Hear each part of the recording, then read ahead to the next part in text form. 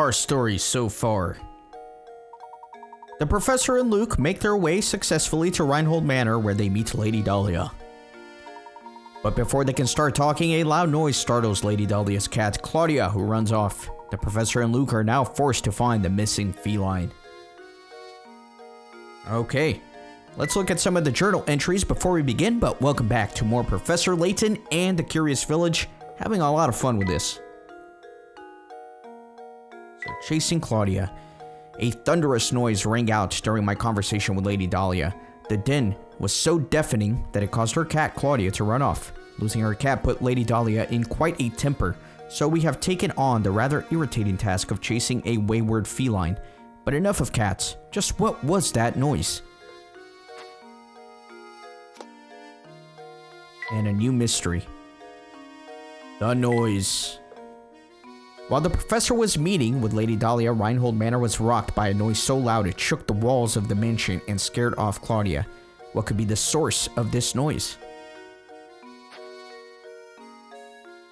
And then I did get the painting piece, but I'm probably not going to be checking this until I have all of the painting pieces and can actually complete it. Yeah, it's giving me a bunch of instructions. Just wanted to get rid of that new flashing symbol thing. So there are 20 puzzle pieces that I need to find before I can actually solve this. Okay, so with all that out of the way, in the last episode we ended off by a hint that this blue door was slightly open, so let's go inside and investigate. Alright, and there are of course hidden coins here, so I'm gonna grab one there. And then there's one on this shelf. And then one in this box here at the bottom. Very good. So there's going to be a puzzle here with the chairs. There's something I find very charming about this chair. Oh, that reminds me, Luke. Have you heard this one before?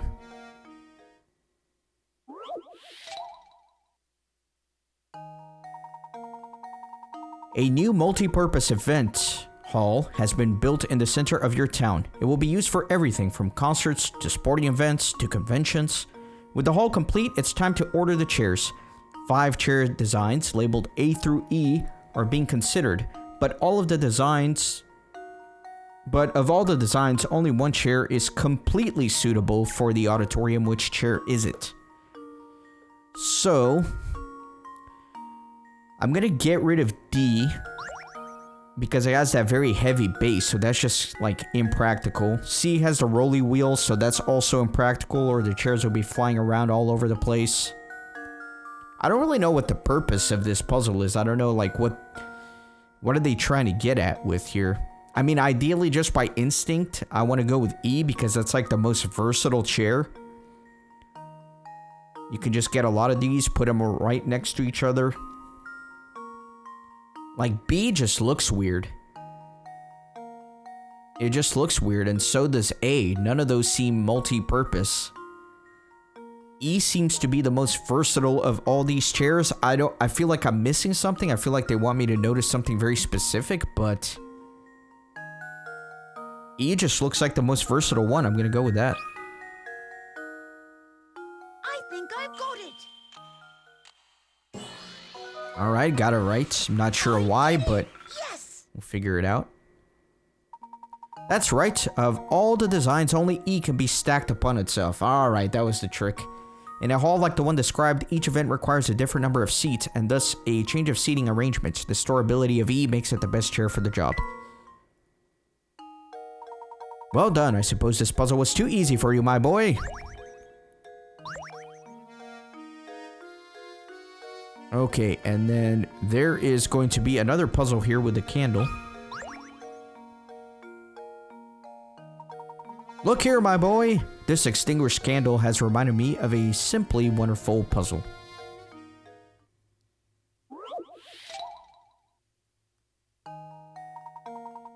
Ten candles stand burning in a dining room. A strong breeze blows in through the open window and extinguishes 2 of them.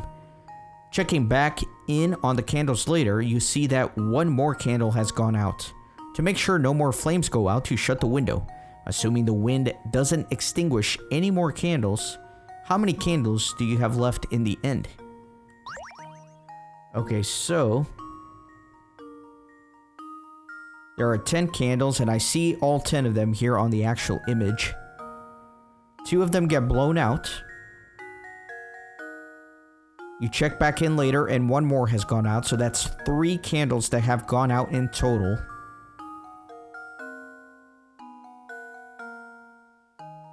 Assuming the wind doesn't extinguish any more candles, how many do you have left in the end? So 3 got extinguished, so 7 are still burning. So I feel like this is another one of those like word tricks, because it depends. I mean, you could have all 10 left, right? Because just because the candle is not burning doesn't mean it doesn't exist. So the answer is probably 10. It's probably all 10 of them. How many candles do you have left in the end? Okay. Yeah, I want to say it's 10. Unless this is like super tricky. Because it says how many are left in the end. If you really want to extrapolate and say that the end is like an indefinite amount of time, you could assume that all 7 candles that did not get blown out burn themselves down and all the wax melts, so then only the 3 that got extinguished counts. It can't be that tricky because they're only offering 10 picarats here, so it shouldn't be a complicated puzzle, so I'm inclined to say it's 10. But it wouldn't surprise me if it is 3. How many candles do you have left in the end? I feel like they leave end very open-ended, so maybe they do want you to assume that it's until the completion of them all burning. I'm gonna go with 3. I'm gonna take a risk here, and I'm gonna say it's the 3 that got blown out because they didn't burn all the way to the nub. Well, here's my guess. Okay, nice. Alright, I've I'll solved take it. That's correct. The 7 candles that manage to stay lit will melt down completely. The only candles that remain in the end are the 3 that are extinguished by the wind and therefore stay intact. Excellent work, my boy. Sometimes it's important to consider the obvious too. Delving too deep into the implied can cause misconceptions. Okay, so I do believe that I am done here, so I'm gonna get out. Now let me go towards the center of town. Hey, you two. Help me out here, would you? I'm in a real pickle. What seems to be the problem, sir? Some knucklehead went and raised a bridge while I was on break. Then, as if that wasn't bad enough, that cowderhead made off with my only bridge crank. Oh dear, so you mean to say... You got it, buddy. Until that thing shows up, no one is getting in or out of the town. I'm still looking for the blasted crank, but I am seeing too much red to get anything done. What kind of punk pulls a prank like this anyhow? Oh yeah, I found this doodad in the street when I was out looking for my crank. Got any idea what it is? So I have a strange gizmo. The gizmo option has been added to the menu. Touch the trunk to open it, then tap the gizmo's icon. From here, try to assemble various mechanical parts you've gathered around town. The vanished crank was added to your list of mysteries. Alright, so there is Claudia. Let me try to get her.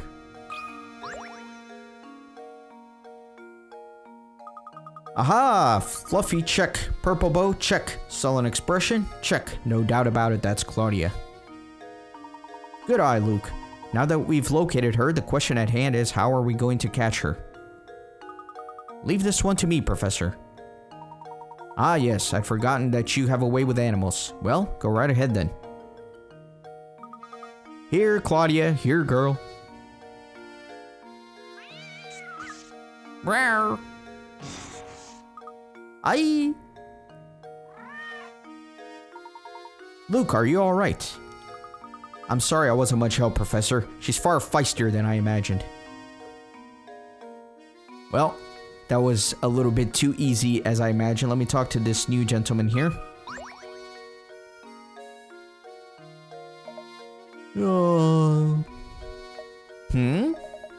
Yeah, I saw that cat. She almost scratched out your eye. Help catch her, you say? Thanks, but no thanks. I like living. Did you see the ferocious beast? I'm not going anywhere near her. Could you at least tell us in which direction she ran off? I saw that killer scurry off westward. She had fangs the size of daggers. Alright, so not much there. So let me look to this door here. Professor, have you noticed that this door is a different color than all the other ones in the area? And look at these vines. Have you seen vines growing on any other house in St. Mystere? This nameplate on the door says House of Puzzles. Indeed. I'm not quite sure what else lies behind the door, but it's clear that there are puzzles hiding inside. Sadly, the door is shut tight, and there is no sense in waiting around for it to open. Let's return later. Alright, and then let me check out the next door. This little blue door here. Very good. And then there are going to be coins in this cupboard here. And then on the chair. And all the way up here. All 3 hint coins. And then let me talk to Rodney. This is the town hall. What business do you have here? If you just moved to town, I strongly advise that you fill out a change of address form. Oh no, we aren't here for anything like that. Regardless, all town hall visitors must complete the proper forms. You can start with this one.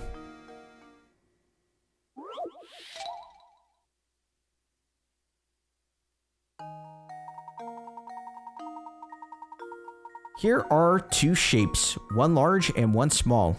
Each is made up of little triangles. Dipping your fountain pen into the ink one time gives you just enough ink to draw 4 little triangles, as depicted by the shape on the left.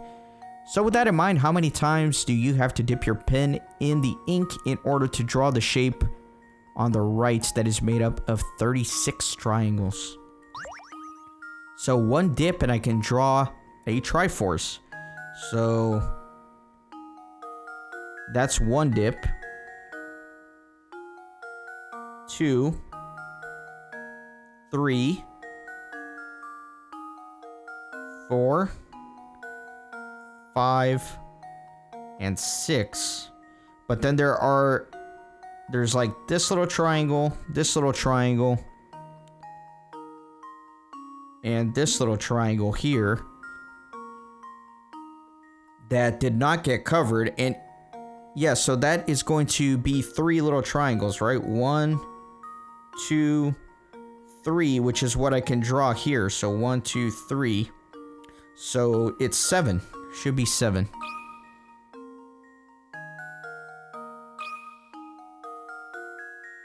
That should do it. Nice. Another puzzle solved.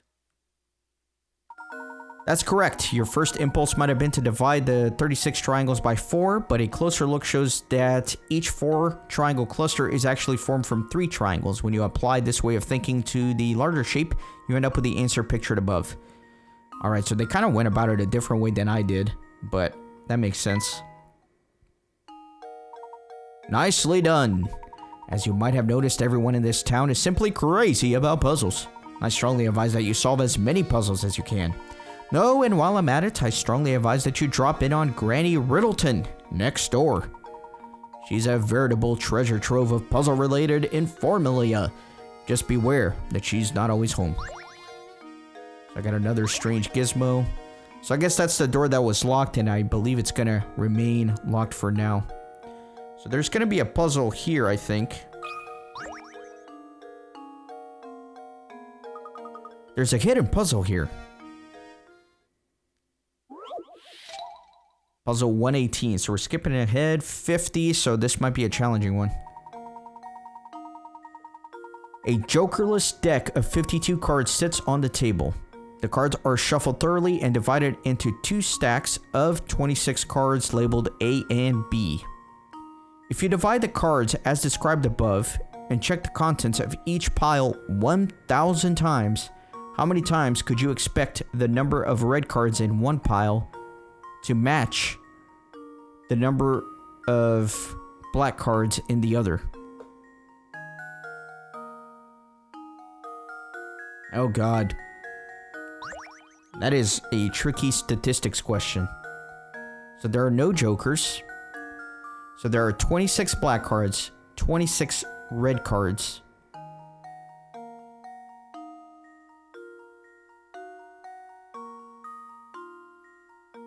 And they are shuffled thoroughly before being divided. If you divide the cards and check the contents of each pile, how many times could you expect the number of red cards in one pile to match the number of black cards in the other?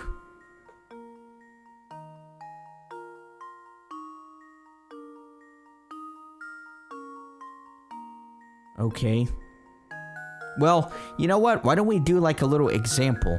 Let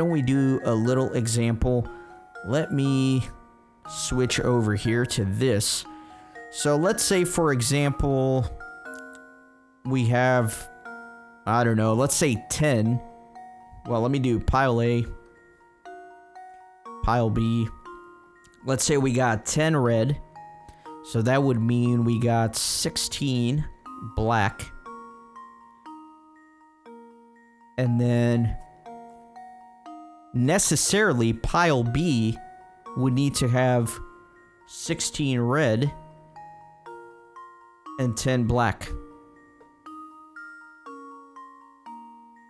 Because there are 26 red and 26 black. So it is always going to be the opposite.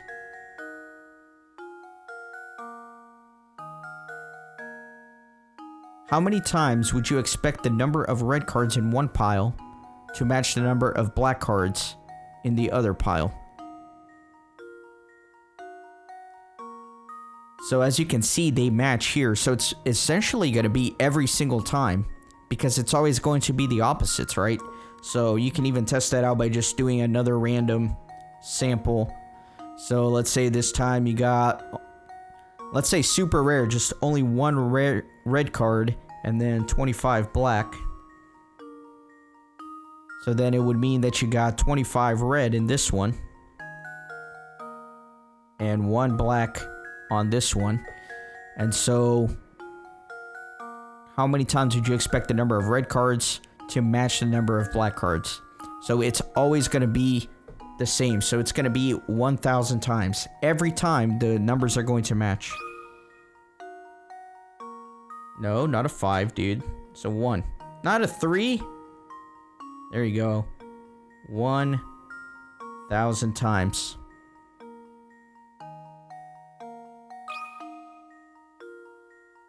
Well, here's my guess. Very good. I did it! Yes! You can expect the corresponding number of red and black cards to show up between the piles 1,000 times out of 1,000 tries. There are 26 cards of each color in a 52 card deck. If you form 2 piles of 26 randomly selected cards from the deck, the number of red cards in a pile A must equal to 26 cards minus the number of black cards in pile A. In pile B, the situation is reversed. No matter how the cards are divided, the number of red cards in pile A will be equal to the number of black cards in pile B, and vice versa. Makes sense. Whew, that was a real mind twister. Okay. And then I think I am done in here. Let me get out of here. And then he told me to go west. So I'm going to go west. Oh, I almost forgot. We ought to visit the local inn and see if we can procure some rooms for the night. Sounds good to me, Professor. I was certain I saw an inn near the entrance to the village, just south of the plaza we're in. Let's head over there right now and see if we can get some lodging set up. Well, I don't know if I want to go there just yet. I do want to go to the left. Oh, he's not letting me. Alright, fine. I will go down.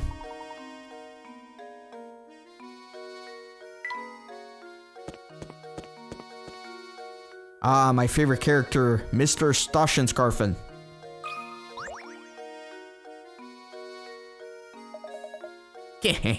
So, how go things? Learning the ins and outs of St. Mystere, are you? Yep, solving puzzles is the only way to get by here. That's what the villagers value most. So, how about a puzzle right now? A little practice will keep you from embarrassing yourselves in front of others later. Except that I'm broadcasting this to the entire internet. As a die-hard nonconformist myself, I'm a sucker for any puzzle where you need to find the odd man out.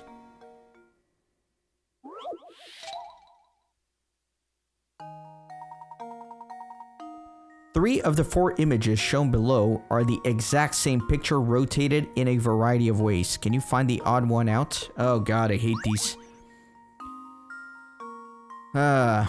Okay. So I think it's gonna be hard to commentate this, but yeah, I can't even mark this. I can't mark on this one. So if I'm comparing A to B, the heart is going to line up correctly. If you rotate it 90 degrees to the right, if you rotate A 90 degrees to the right, you get B, it looks like. That looks right. So A and B look to be the same. Rotated 90 degrees to the right.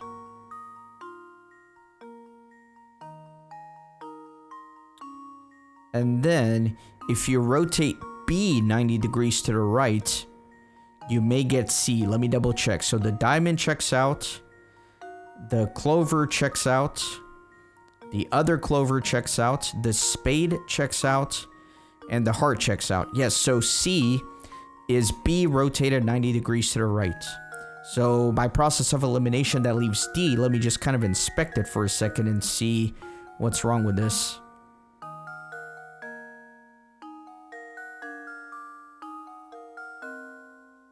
Well, I don't know, because if you rotate D to 90 degrees to the right, you get A. Oh, no, you don't, because the dimensionality of it, the clover on the bottom left of D is at the top on A. Yeah, so that doesn't make sense. So D is the odd man out, because that clover on the bottom left should be all the way at the top, and the clover on the top right should be all the way at the bottom. So D is the odd man out here. How does this sound? Correct. I did it! Yes! Good job. This puzzle is fairly straightforward, but catching the subtle difference in the picture can take a while. Yeah, you certainly showed that puzzle who was boss, didn't you? Seems the training I've been giving you has paid off. Feel free to thank me in any way you see fit. Well, be seeing you around. Okay, so I found the painting scrap here. Very good. So, alright, let me go inside the inn. And let me get some hidden coins. There's one in the lamp. There's one in the flower pot. And there's one in the couch seat here. Very good. And then let me talk to Beatrice. Oh, hello there. Welcome to the inn at St. Mystere. We're the only inn in town, you know. You see, visitors to our little village are quite rare. Ah, good day, madam. We seek lodging for the night. Do you have any open rooms we could rent? Oh my stars, what terrible timing. We're currently remodeling all of our guest rooms. The only rooms left are in the attic, but if you don't mind that, I'll make sure that you're very, very comfortable. I do hope you'll stay with us. It's been a while since a fine gentleman such as yourself stayed with us. The rooms are, not very big, but I'll make sure they sparkle. You come back in a bit? Oh, and I'll do my best to get 2 normal rooms ready for you as soon as possible. Oh, thank you, but you needn't trouble yourself on my behalf. As long as I have a bed to sleep in, I'm satisfied. Ah, yes, about that. Oh, what terrible luck, you see. All the beds are out, being refinished. But don't worry, Mama Beatrice is going to take good care of you two. I'll even drop the nightly rate. The in option has been added to your trunk. The in is a puzzle in which you must arrange items in Luke's and the professor's rooms. To access it, touch the trunk icon, then touch the in icon. When you obtain a new item for Luke and the professor, you'll be asked where you want to put it. You can always rearrange your items, so don't worry too much about where you first put an item. If one of the rooms is too full to take on new items, the item will go to the other room with available space. Here's something to make the place feel a little bit more like home. So you got a stool, and I'm going to send this to Professor Layton's room for now. Okay, so that is that. Let me talk with Beatrice again.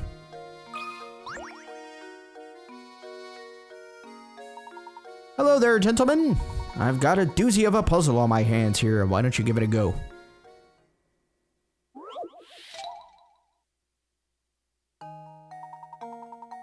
As you can see, what we've got here is some trash and a dustpan made of matchsticks. Can you move 2 matchsticks to change the picture so that the dustpan is holding the trash?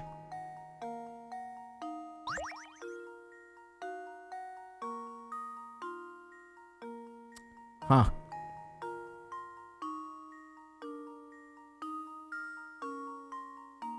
Move 2 matchsticks so that the dustpan is holding the trash.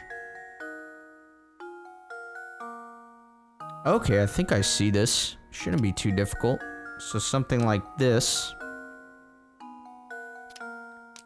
And then this one I'll spin around and do that. There you go. Easy, easy peasy.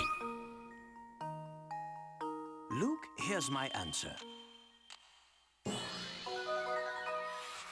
Very good. Puzzle has an answer. That's correct. Do your part to keep Saint Mystere clean. Oh yes, it's just as I suspected. First time I laid eyes on you, I knew you were a man who knows puzzles. And the rug, who should I give the rug to?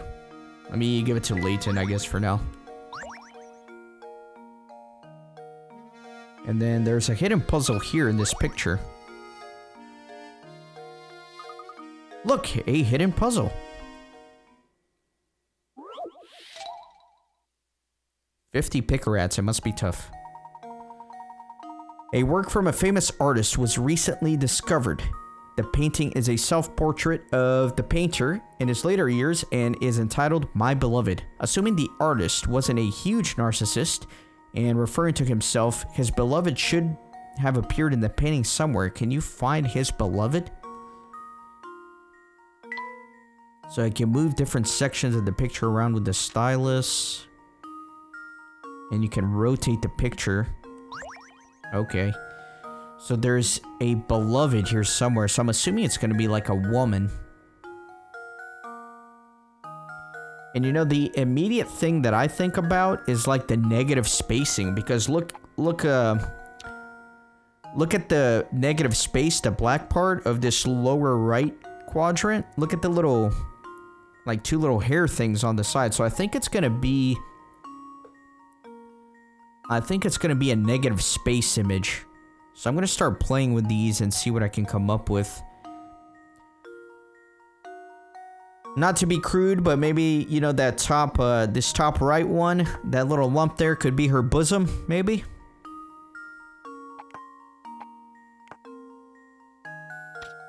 Okay, so you can, like, rotate these. Oh, see right there. You guys see that? Like, that's her nose. That's her nose, and she's, like, wearing a hat, I think. And then this one is gonna... Yeah, there you go. Wow, that's easy. That's pretty easy. See, there it is. I think I've got it. There you go. Professor, I've solved it.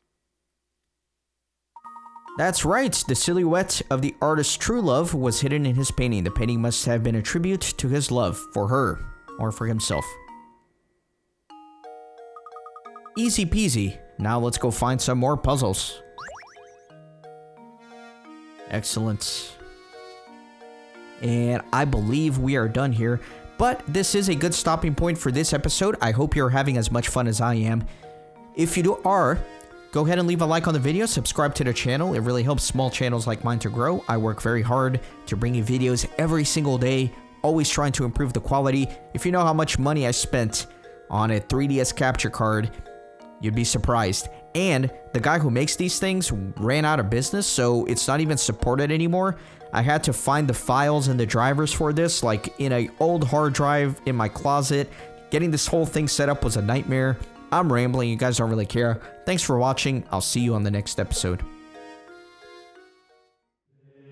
Thanks for stopping by the Renaissance Gaming Monastery. I hope you join our community on Discord and Twitter. These videos are produced with a lot of hard work and love. If you think they're worth $1, I'd be grateful for your contribution. You can send a thanks donation or become a member on YouTube. You can also support through PayPal, Patreon, or even with cryptocurrency. All links are in the description. See you on the next video.